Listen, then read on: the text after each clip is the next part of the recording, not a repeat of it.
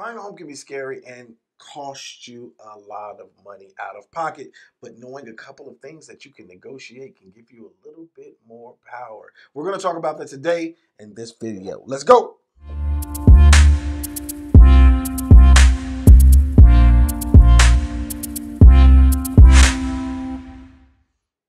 Dr. Adrian Gentry, aka Dr. Real Estate Jax. If you're new to my channel, please like, subscribe, hit the bell notification. If you are returning, thank you, blessings. Keep coming back.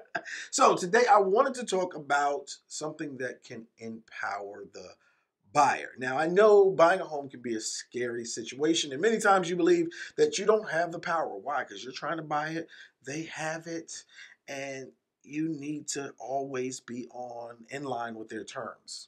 But that's not necessarily true. And a couple of things I'm going to talk about today. Majority of realtors actually know them. We negotiate these things on a regular basis for you, but I want you to know them so you will know if you have a good realtor or not when it's time to go buy a home. So we're not going to sugarcoat or pussyfoot or whatever they call it. We're going to jump right in. First thing that you can negotiate: closing costs. Now, closing costs typically about 2 to 3% of the home price. You can always ask the seller for a portion or the entire amount of your closing costs. As a realtor, that's literally one of the first things that we're looking at in a normal market. Right now, we're in the seller's market. You can ask for it. You can ask, but I'm going to tell you right now, they're not giving it to you. It's not happening in this market. But in a normal market, you would want to ask for that 3%. And that's what we place on every one of our contracts to make sure that you can actually cover closing costs and it's not coming out of your pocket. Now, keep in mind that the market we're in right now, this may not work. Better yet, this will not work. Also, ask your lender about no closing cost options, low closing cost options. Many of them have hero programs that they will give you discounts on closing costs if you're an educator, if you are EMT, if you are a doctor, if you are a nurse. So make sure to ask, because guess what? If you don't know the questions to ask, sometimes people won't give you any money back or let you know that they have that option available if they're making money off of you. So make sure you look at closing costs as one of the first things you negotiate every time you're looking at a property. The second thing you can negotiate: small and large repairs. Let me help you out real quick. Every house, let me say this emphatically, every house, no matter if it was built yesterday or it is 60 years old, will have issues. And what I like to do is I like to break these things down into 3 categories to help you understand exactly what you're looking at when you go and have an inspection done on a property. One being the major issues that will be extremely expensive. Now, these are the things that if they break, guess what? Out of pocket, you might be bankrupt. Now, I don't know. It's going to cost you a lot of money. So we're talking about roofs. We're talking about ACs. We're talking about plumbing. We're talking about electricity. This is the category 1, major issues, extremely expensive. Category 2, issues that are not overly costly, but are not also cheap. We're talking about the refrigerator going out. We're talking about your dishwasher going out. They may hit your pocket just a little bit, but truthfully, they're not going to cost as much as category 1, and you can probably get by without having them fixed right now. Third category would be the minuscule items that can be put off for a later time. Please don't lose a house because you're worried about scuff marks on baseboards. You think it's funny, but it happens. Now, if you're a first-time home buyer, when you receive your inspection report, I guarantee you, 99 times out of 100, you are going to be scared. Let me help you out. These inspection reports, they are 40, 55 pages of red, yellow, green, and I promise you it's going to look like the whole house is about to fall apart at any given time. You're going to look through these reports and you're going to want everything repaired. You have to put these things in their proper category, and you should have an agent. And I tell people this all the time.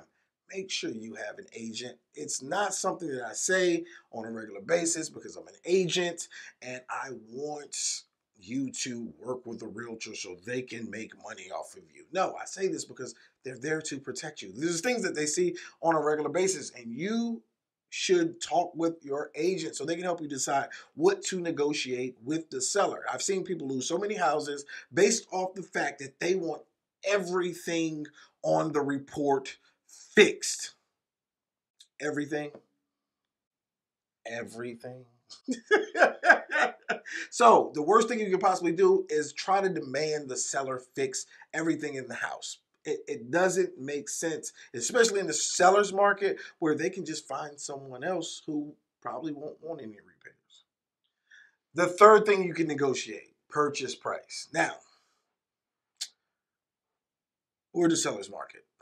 I know anybody watching this video at this time understands that we're truly in a seller's market. So purchase price may not be something that you can really negotiate right now in case you're negotiating up.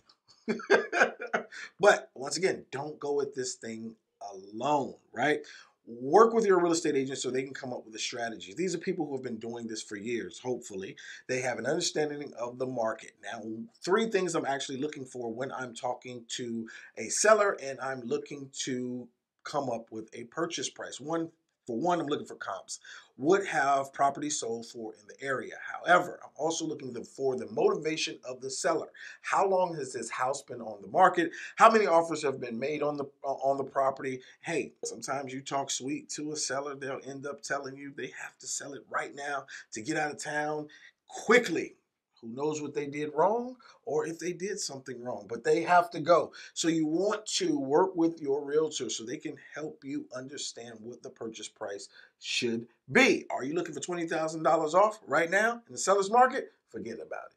If you are in a regular market, $20,000 off may be absolutely nothing. If a seller has to move quickly, it's doable, but don't expect it right now. I'm telling you, you're going to have your feelings hurt. You're going to waste your time. You're going to waste your agent's time. You're going to get frustrated, and then you're just going to back out the market.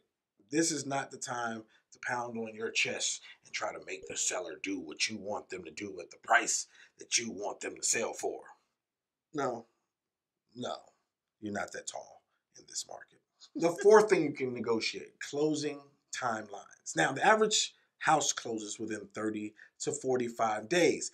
In this market, pretty much any market, if you speed up the closing time, it can lean the scales in your favor. A lot of settlers are looking at offers right now, and guess what? Some of the offers are saying 14 days, 15 days, instead of that typical 30 to 45 days. If you have been pre-approved, I've said this in other videos, you may be underwritten. Some companies do it, some companies don't. Before you close on the property, the only thing the mortgage company is waiting for is your signed contract so they can get moving. So make sure if you have a company and you have not been having good responses back from them, you send an email, you don't get an email for 3 or 4 days later. This is not something you can just put on a contract that we can close in 14 days. You have to be sure that this can happen. Otherwise, you could lose the home and potentially use your escrow money. And if you get really savvy and you find out that the seller doesn't really want to move for another couple of months, you can use something called a rent back or a lease back. We talked about that in another video. That's just a fancy term for let them stay in the house a little bit longer and pay you money while they find another place to go. Something you can negotiate. Pretty simple. The fifth thing you can negotiate, home warranty. Now, if you don't know what a home warranty is, I'm gonna let you know right now. It's basically a contract that you're provided when you close on the property as a new homeowner to get discounted repairs and replacement services. Now, typically we write in 12 months, but you can also get up to 24 months warranty on that property. Let me help you out. This is what it looks like. Something in your house breaks, say the hot water heater, you have a home warranty on that property. You call them, they come out, they may fix it for $75 versus you paying someone out of pocket $150 just to come out and look at it, and then another $150 to change they don't have spark plugs, but to change a simple plug or a cord, I don't know what goes on inside of hot water heaters, but it's to your advantage now. It's only about 300 to 600 bucks, but just imagine putting out all of this other money when you're moving into a property. That 350 to 600 can save you a lot of money. So make sure that your realtor writes into your contract home warranty. And the sixth thing you can negotiate. Now, when you walk into a property, it's gorgeous. The model homes, you're sold soon as you walk in. That those crisp leather couches, right? You like that, right? Or that water bed. If that's your thing, and you used to wear S curl. It's all for sale. So the sixth thing you can negotiate is furniture. And this doesn't necessarily have to go on the sales contract for the home, which it probably should. We can write an addendum to it, but hey, ask your realtor, negotiate some of that furniture that you actually like. Everything's for sale, especially if you're moving. People don't want to take the couches. People don't want to take the bed. I don't want to lay in another person's bed, but you may want to. You may want some of the home decor that's been created out of the dollar store, stuff in there that they glued together, but it looks nice anyway. So the sixth thing you can negotiate is furniture, and that's it. What I wanted to really do is I wanted to give you guys some understanding that you're not powerless, right? In this process, you can save money while buying a home on 30-year fixed mortgage, right? And I don't think a lot of people understand that. So when they're going into it, they feel helpless. So I hope this video provided you with some sense of security, maybe a little bit of empowerment. I don't know what it does. I just talk fast and give you what I got. So if you like this video, like, comment, subscribe. If you have any questions, comments down there below in the comments. I don't know why I said it twice. But until next time, be great. Choose excellence at everything you do.